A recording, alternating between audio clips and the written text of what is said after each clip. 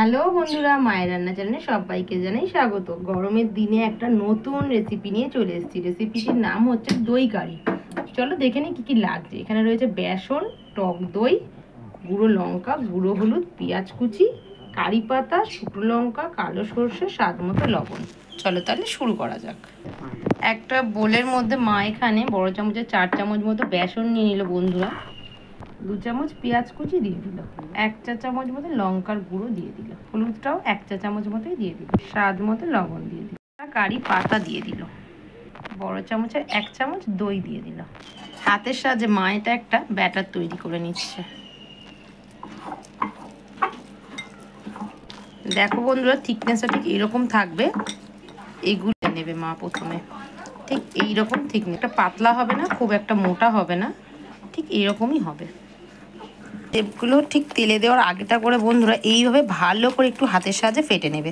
যত ফাটবে বড়াগুলো তত ফোলা ফোলা হবে, টোপা টোপা। আমাদের এদিকে তেলটা গরম হয়ে গেছে আর মা এই বড়াগুলো ছেড়ে দিল। দেখো বন্ধুরা কি সুন্দর ফোলা ফোলা বড়াগুলো হয়েছে। মা এইভাবে উল্টে পাল্টে লাল লাল করে ভেজে নিচ্ছে।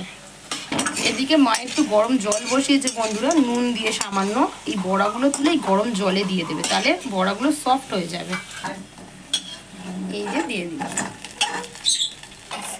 এই যে জল থেকে সব তুলে নিচ্ছে মা বড়াগুলো।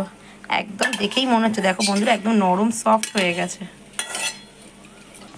বড়া ভাজার তেলটা থেকে মা কিছুটা তেল কমিয়ে নিয়ে বন্ধুরা এতে শুকনো লঙ্কা ফোড়ন দিচ্ছে, একটু সর্ষে ফোড়ন দিল, মাঝারি সাইজের পেঁয়াজ কুচি দিয়ে দিল, 8-10টা কারি পাতা দিয়ে দিল।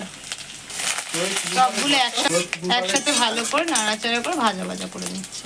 বড়ার যে ব্যাটারটা যাতে ছিল সেই বাটিতেই মা একটু জল দিয়ে 2 চামচ টক দই দিয়ে দিল, 1 চামচ মতো বেসন দিয়ে দিল, 1 চা চামচ লঙ্কার গুঁড়ো দিয়ে দিল, 1 চা চামচ হলুদ গুঁড়ো দিয়ে দিল। সবগুলো খুব ভালো করে একসাথে ফেটে নিয়ে দিয়ে দিল, পেঁয়াজের উপরে দিয়ে দিল, বাটি ধোয়া জলটা একটু দিয়ে। ঢাকা চাপা দেওয়ার দরকার নেই বন্ধুরা। মা সামান্য একটু স্বাদ মতো নুন দিয়ে দিল। ফুটে গেলেই বড়াগুলো যেগুলো আমাদের রেডি করে রাখা ছিল সেগুলো দিয়ে দিল ওপর থেকে। টেস্টটা ব্যালেন্সের জন্য মা একটু চিনি দিয়ে দিল। এবার তোমরা চাইলে চিনিটা স্কিপও করে দিতে পারো।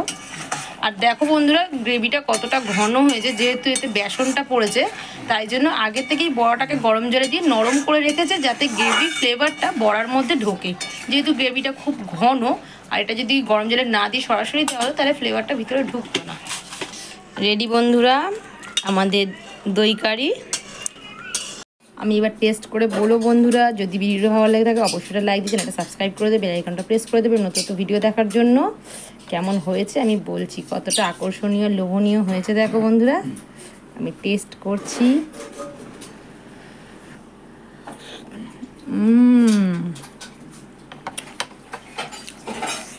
দারুণ বন্ধুরা, খুব সুন্দর হয়েছে বন্ধুরা। স্বাদ বদলের জন্য বাড়িতে একবার ট্রাই করা যেতেই পারে। বাড়িতে একবার ট্রাই করলে বন্ধুরা অবশ্যই তোমরা বুঝতে পারবে কতটা লোভনীয়, কতটা টেস্টি হয়েছে ডিশটা। একদম ভিন্ন স্বাদের বন্ধুরা, অবশ্যই বাড়িতে একবার ট্রাই করবে। আজ তবে এই পর্যন্ত, দেখা হচ্ছে নেক্সট ভিডিও। টাটা।